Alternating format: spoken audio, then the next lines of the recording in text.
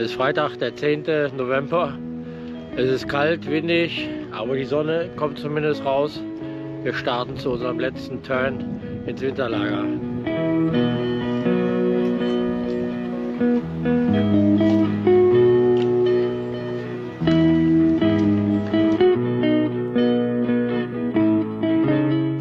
Nach Wochen Pause sind auch die Motoren angesprungen.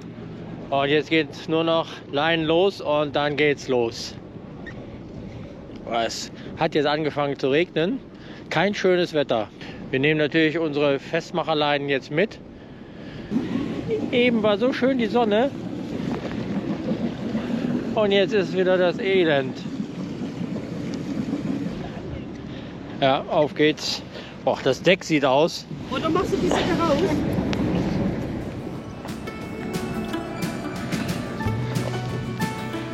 So. Ja, jetzt nur noch an den zwei kleinen Leinen. Wenn du jetzt abmachst, fahren wir los. Ja, ja. Okay, mach ab. Ja, warte, ich muss noch schieben und noch ran.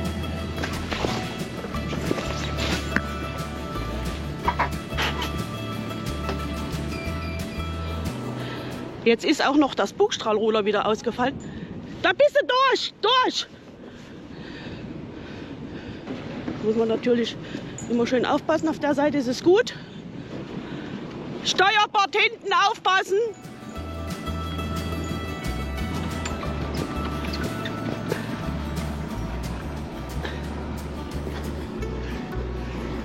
Uiuiuiui. Da muss man aber heute ganz schön zirkulieren. Das ist alles ziemlich knapp, wie ihr seht. Dafür weiß man jetzt, für was man Bug- und Heckstrahlruder braucht. Der Wind drückt uns gnadenlos auf den Steg. Da hilft nur eine andere Strategie zum Rausfahren. Blitzschnell umschalten und anders fahren. Jetzt sind wir fast auf dem Liegeplatz von Claudia und Frank. Hier haben wir uns jetzt schon mal rausgequält. Du musst jetzt Vorwärtsgang meinen. Oh, das ist nicht so einfach. So, und jetzt. Zum Glück hatte ich die Fender alle rausgehangen. Nimm Schwung nach draußen.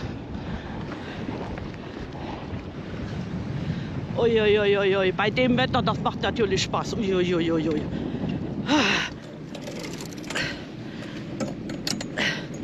Das macht überhaupt keinen Spaß. Alles klar. Wie ihr sehen könnt, fahren wir sogar mit Sonne, obwohl es etwas regnet. Wir haben ein kleines Problem direkt beim Losfahren gehabt, dass unser Bugstrahlruder nicht funktionierte, die Technik am Bord nicht funktionierte, aber wir haben ja diese Fernbedienung und die funktioniert. Das ist schon verrückt. Da scheint die Sonne und bei uns regnet es. Ich würde jetzt gerne lieber da fahren, wo die Sonne ist. Da hinten kommt auch schon die Elburger Brücke in Sicht. Hoffentlich klappt das mit der Rewe-Schleuse gleich ganz gut und dann können wir erstmal fahren. Jetzt fahren wir hier am Europark vorbei und wie ihr sehen könnt, sind alle Zelte. Es ist alles schon weg. Einige Boote bzw. viele Boote bleiben wahrscheinlich doch im Hafen. Da sieht man mal, wir sind schon ziemlich spät dran, Mitte November. Gott sei Dank sind wir losgekommen. Die zweite Tasse Kaffee können wir jetzt in Ruhe trinken. Aber das war mal wieder ganz schlechte Vorbereitung. Zum Wohl. Bugstrahlruder hier an dem Knüppel hat nicht funktioniert, warum auch immer. Schaltet sich zwar angeblich ein, aber funktioniert nicht. Zum Glück hat das jetzt mit der Fernbedienung funktioniert, aber das Rausfahren war jetzt schon tricky. Grenzwertig. Also, Ja, kurz, wir waren dann mal am Steg von Frank und Claudia. Ja. Ja, zum Glück hatte ich ja auch für die Schleuse schon die Fender rausgehangen, sodass das keine Probleme gemacht hat und wir dann mit unseren Fendern dran vorbeigeschlendert sind. Ne? Ja, Aber musste leider anders rückwärts rausfahren, ohne Bug- und Heckstrahlruder. Aber naja, ohne Blessuren sind wir trotzdem rausgekommen, aber war natürlich nicht schön. Also das hätte man vorher ausprobieren müssen. Aber es hat immer funktioniert und dann geht man immer davon aus, es funktioniert auch jetzt, aber hat es nicht. Zum Glück ist dir eingefallen, dass du eine Fernbedienung hast. Ja. Ja, und die funktioniert. Jetzt sind wir hier schon in Elburg. Ja. Ja. Mal, wir fahren durch die Brücke. Ah, da vorne ist noch. Die Angler sind noch unterwegs. Die Angler sind ja, im November sind die ja immer unterwegs. Ja, Ne? die Angelsaison ist ja noch bis, glaube ich, Februar. Dann Okay. wird es die Sperre. Das wäre mir zu kalt zum Angeln. Ja. Aber so eine schöne warme Tasse Kaffee ist immer was Feines. Ja. Jetzt haben wir noch ein Stückchen bis zur Schleuse. Ja. Wenn die Rewe-Schleuse gut funktioniert und wir gut durchkommen, dann werden wir es über das Eiselmeer probieren. Ja, Das ist ja Bromwetter. genau, die Brom kann das. Ja. Ob Marina das kann, müssen wir noch feststellen, aber die Brom kann das. Aber man soll sich dann einfach nur hinlegen, ne? Dann wird es eigentlich so schlecht, habe ich mir sagen lassen. Dann lege ich mich einfach hin. Ist ja auch nur eine Stunde. Ja.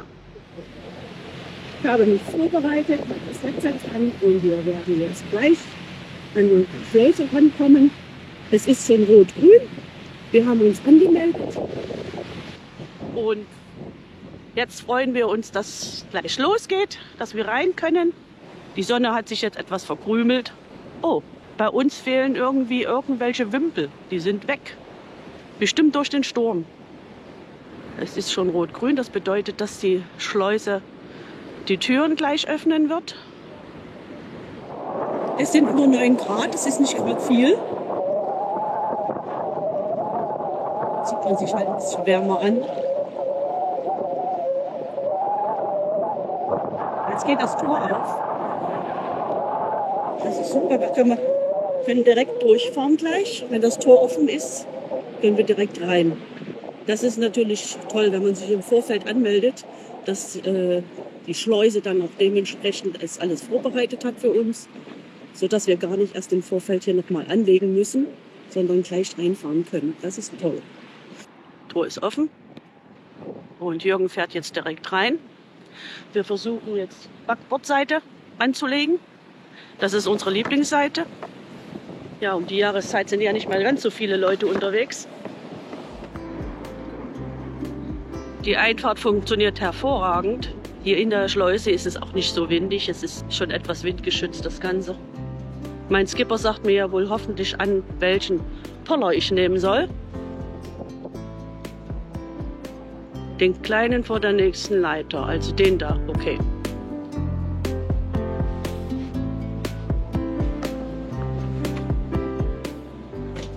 Guck, dass du die Leiter vielleicht nimmst, Jürgen. Wie bitte? Das Beiboot wird gerade als Fender missbraucht. Das ist auch schon mal gut, oder? Zu was anderem ist das Schlauchboot doch gar nicht mehr zu gebrauchen. Da muss auch wieder was Neues her. Das Schleusentor geht auf. Jetzt hast du grün. Grün und weiter geht es. Jetzt werden alle Fender reingeholt, Leinen gesichert und auf geht es. Die alte Roggenbootschleuse ist abgebaut, komplett. Aber man sieht da immer noch so gelbe Fender oder was das auch immer. Also es ist immer noch gesperrt. Man kann nicht durch die große Brücke fahren. Man muss hier an der Seite vorbei. Wir brauchen ja nicht warten. Wir können direkt durchfahren, auch wenn der rot ist. Aber das haben sie ja relativ schnell abgebaut, das Ganze. Im Frühjahr war da noch die Schleuse komplett zu sehen und jetzt ist alles weg. Die Holländer, die haben uns was voraus. Die können 0, nichts Brücken bauen. Wenn ich da an unsere Leverkusener Brücke denke, wie lange das jetzt schon dauert. Die Brücke hier ist innerhalb von kürzester Zeit gebaut worden. Und hat auch eine schöne Durchfahrtshöhe.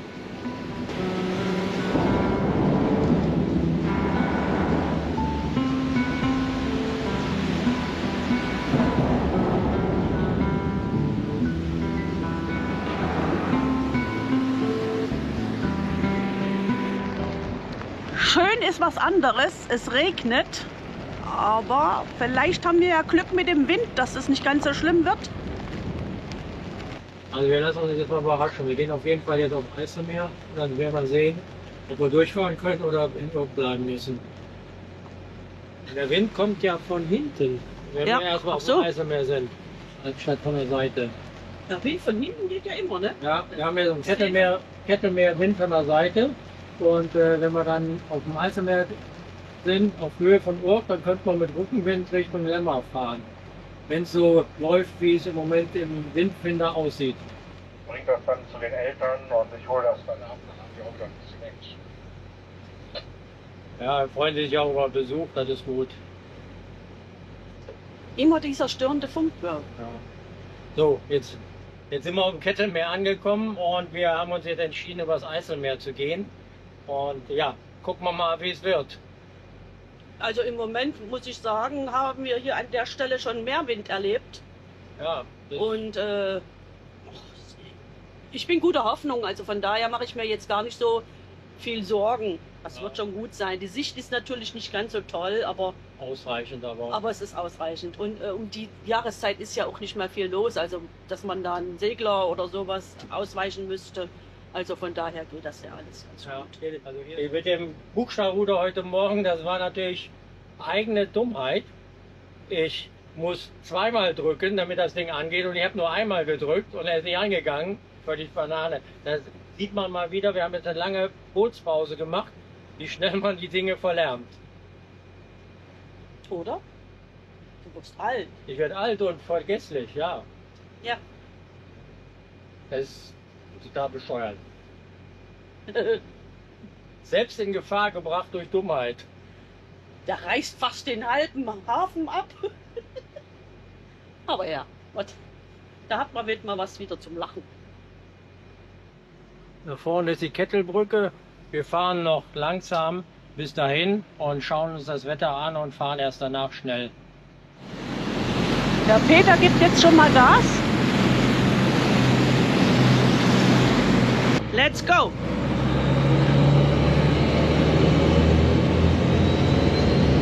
Gucken, wie wir mit der Geschwindigkeit vom Peter hinkommen. Ja, der Peter kann leider nicht ganz so schnell, aber so geht es ja auch. Und, also die 2.500 Touren, die erreiche ich jetzt. Ich nehme jetzt mal 200 Touren raus, dass ich eben nicht gequält Vollgas fahre. Ja, dann sag mir mal, wie schnell du fährst, dann kann ich mich anpassen. Ja, sag ich gleich. Im Moment haben wir 39,4. Das ist doch schon eine gute Geschwindigkeit. also man kann schon übers Eiselmeer fahren, wir hatten es schon schlimmer gehabt. Ja, das ist okay, kann man nicht meckern.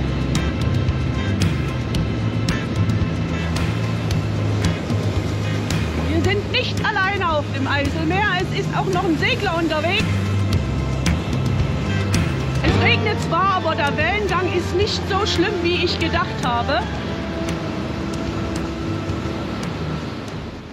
Die halbe Strecke haben wir geschafft, aber jetzt ist Peters rechte Maschine ausgefallen und wir haben jetzt auf Langsamfahrt umgestellt.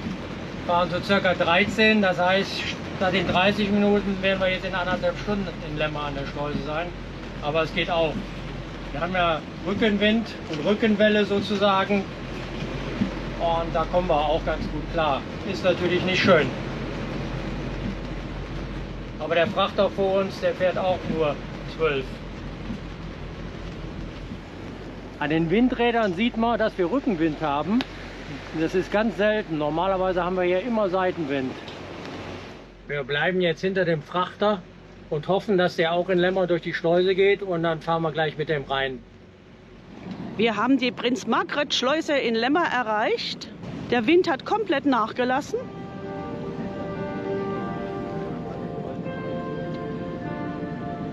Hier müssen die Fender immer fast im Wasser liegen. Jörg, pass auf, dass du nicht rammst.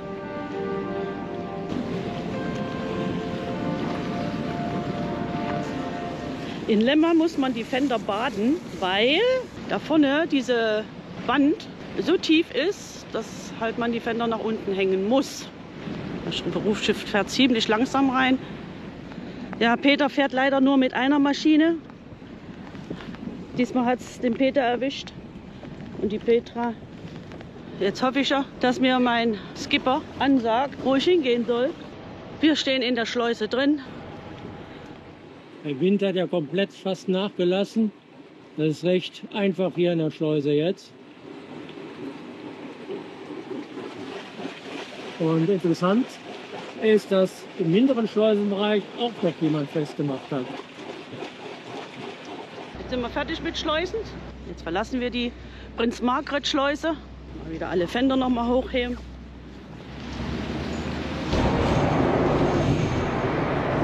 Wenn da ein Auto drüber fährt, macht immer richtig Krach.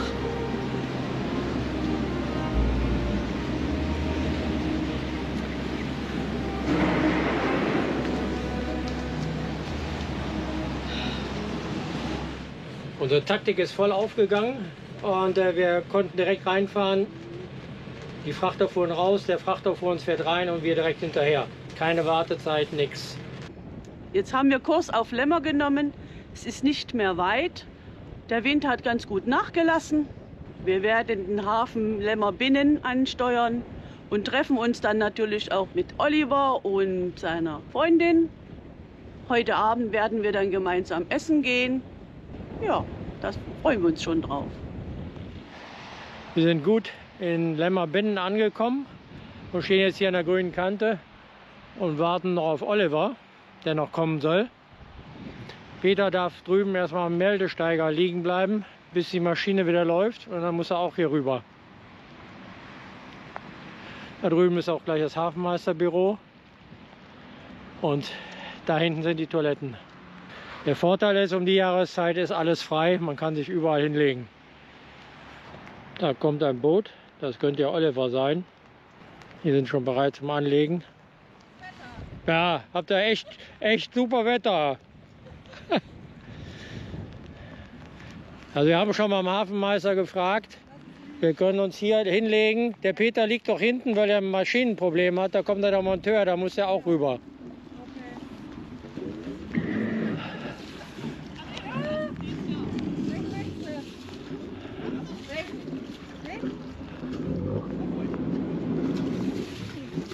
Ja, die Wurftechnik perfekt. Hallöchen. Ja, Das ist ein Zufall. dass wir uns noch mal sehen, hätte ich ja nicht gedacht. Ich auch nicht. Das war wirklich sehr schön. Ja.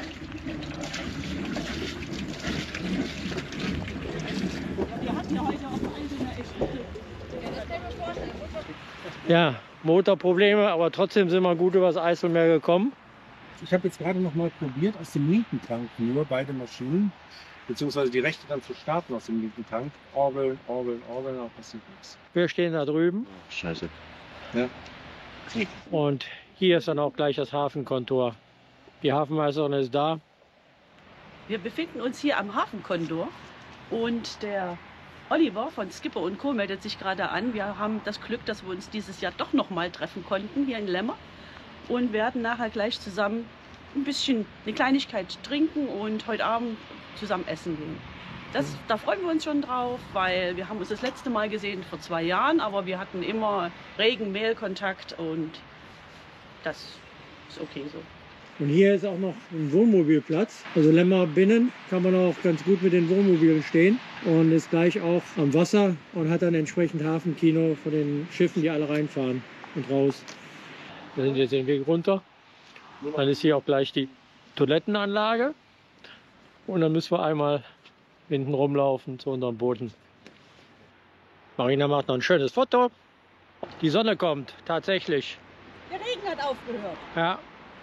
Peter ist umgelegt und wir fahren morgen dann zum Piet und der Peter fährt mit einer Maschine. Und das haben wir ja auch schon oft gemacht, das ist kein Problem. Sind nur noch 2 Brücken und dann sind wir schon da. Ein kleines Süppchen für zwischendurch. Genau. Hier in Lemmer essen wir jetzt eine kleine Zwischenmahlzeit, einen Linseneintopf mit Würstchen. Ist auch mal lecker. Heute Abend gehen wir ja noch essen. Heute sind wir in größerer Runde und sind hier im Beach Club in Lemmer. Und es gibt schon mal die Vorspeisen. Alle die gleichen. Champignonsuppe. Oh. Was gibt es heute? Champignonsuppe. 4-mal Champignonsuppe. Ich wollte sagen, sehr unterschiedlich, ne? Alle Ja. haben Champignonsuppe. Nur wir müssen darben, oder? Ja, ich hoffe, ich kriege gleich was ab. So war mein Plan. Und da kommt auch schon Besteck für den Cheeseburger und den Whisky Burger. Smoky Jack mit Whisky für Pia und Oliver. Petra das Steak. Und hier nochmal der normale Burger. Und ich habe Fisch und Chips. Sieht aus wie Leckerbeck. Guten Appetit! Guten Appetit.